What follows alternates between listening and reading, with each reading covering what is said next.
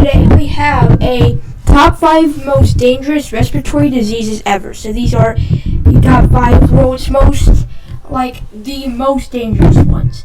So these are 5, so these are all the symptoms, causes, and we will be including treatments in, not today's video, but from now on we'll include treatment and diagnosis with all of these. So you can't know you have something unless you get the test to find out you really do.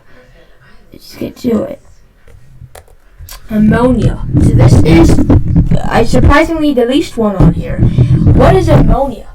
So we're first going to know, it's an infection of the air sacs in one or both the lungs, characterized by severe coughing with phlegm, fever, chills, and difficulty in breathing. So again, ammonia is very, very serious, and it should not be taken lightly at all. Again, I am not someone who is a medical expert. I am a 13 boy sitting on a kitchen floor making this video from copying and pasting it from Google. So thanks to Google for making this video possible. Now, I just want to say this might not be a little just continue, alright? You want a professional? I'm not a professional. Get it the freak off.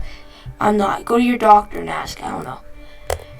Ammonia symptoms: cough with mucus or phlegm, fever usually of high grade, so like maybe 101.4, 102 point something, 103, 104. The highest your body temperature can go without any organ damage. With hyperthermia, I know we're getting off track. It's actually 111 degrees Fahrenheit, so that's pretty nice to know. Pretty bad too, but anyway. So, cough and mucus phlegm, fever usually of high grade with chills, fast breathing, shortness of breath, chest pain while coughing, fast heartbeat, feeling very tired or feeling weak, nausea and vomiting, which of course you're going to have that with every single heart disease or disease of any kind. Diarrhea, loss of appetite, and body pain. So if you have all these together, it's an automatic go to the hospital. Ammonia causes bacterial and viral pneumonia spread through inhalation of airborne droplets by coughing or sneezing. Age: the most vulnerable are children below 2 years and adults above 65 years. Hospitalized intensive care unit, and if on support, a ventilator for a prolonged period. Lung diseases such as asthma or chronic obstructive pulmonary disease, aka COPD, can increase the risk. Smoking and poor immune system, persons with weak immune system due to conditions such as HIV and AIDS, cancer, or ongoing organ transplants. So, I know those things right here are not appropriate for my age. I'm only 13, but of course, you talk about that a lot. Death rate up to ammonia is only up to 30% in those admitted to intensive care. So it could be less.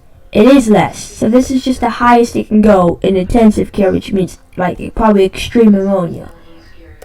Lung carcinoma, which is aka lung cancer, a cough that does not go away or gets worse, coughing up blood or rust-colored sputum, spit or phlegm, chest pain that is often worse with deep breathing, coughing or laughing, hoarseness, loss of appetite, unexplained weight loss, shortness of breath, feeling tired or weak, infections such as bronchitis, and pneumonia that don't go away or keep coming back. So ammonia plays a lot of play in some of these.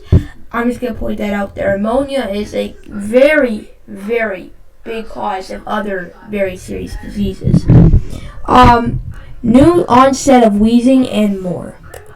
Lung carcinoma causes smoking is the number one cause of lung cancer. It causes about 90% of lung cancer cases. Random exposure is the second leading cause of lung cancer.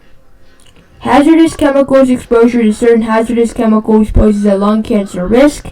Particle pollution refers to a mix of very tiny solid and liquid particles that are in the air we breathe. So again, smoking, it just basically rots away your lungs. So I don't know why the fuck you're wasting your life by smoking, because it takes away your life every time you do it. So unless you want to die, I suggest you don't keep smoking, because that's exactly what we're going to end up being, is in the ground. Lung carcinoma death rate, the 5-year survival rate for lung cancer is 56%. So again, some of these don't even have a death rate, so you're lucky to get some. But yeah, emphysema symptoms. So if I think I'm saying this, emphysema symptoms, shortness of breath, even with routine activities of walking, climbing stairs, etc. Long-lasting cough, which can be drier with mucus, wheezing, fatigue, frequent respiratory infections. So again, like pneumonia, acute bronchitis. I think any respiratory infection can cause emphysema. Nails and lips turning blue, even with the slightest of exertion.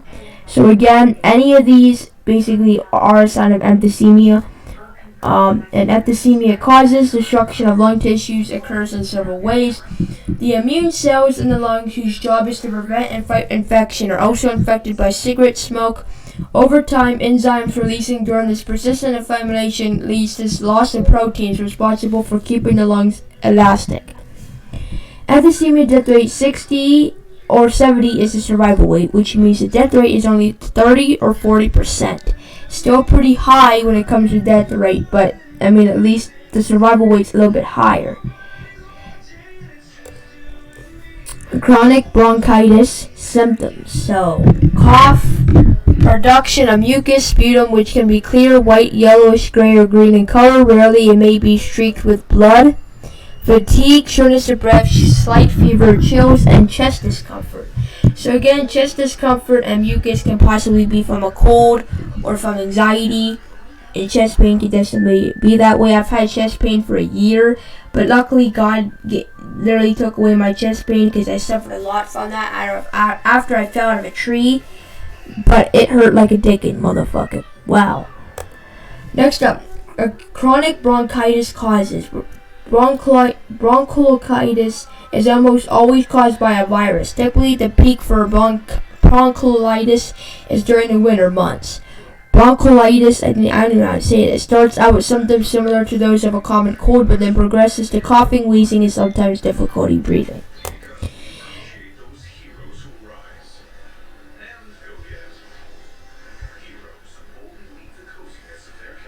What the hell? Chronic bronchitis death rate 50%, so it's 50-50. COPD, chronic obstructive pulmonary disease. COPD symptoms are shortness of breath, which like that.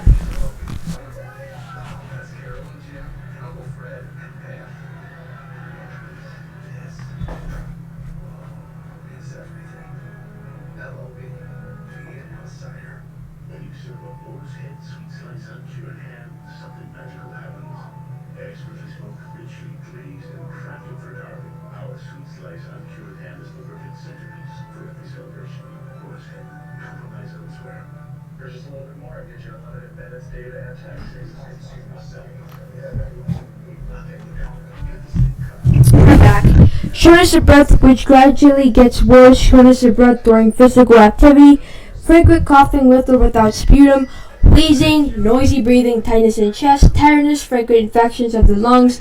Change in appetite, weight loss. Severe symptoms that need emergency medical attention include bluish or gray fingernails or lips, trouble catching the breath, inability to speak, confusion, fainting, increased heartbeat, swelling of ankles, feet, and legs, which I actually did make a video, and I think I talked about it, or maybe I didn't, but I think I did.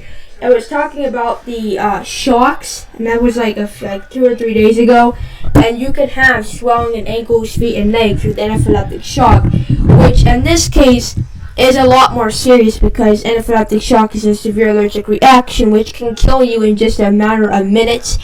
And COPD would take, I think, a little bit longer because it has to get from the worst stage of all. So I think we all know that it's not as bad as any of the shocks out there. But COPD causes are smoking, air pollutants. Risk factors include occupational exposure, intense and prolonged exposure to workplace dust, chemical and fumes, asthma, early childhood infections, genetics, alpha-1 internalization deficiency.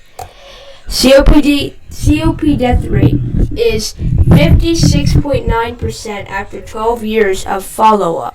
So that is the highest one we have on this list. I think it is. Let's see. Yeah, it's the highest one. So, thank you for watching. Like, subscribe, and comment down your favorite part of today's video and what you found more interesting about here. If you thought one of these should have been down below in the list, let me know. All of these is not for fun purposes. This is to save your damn life.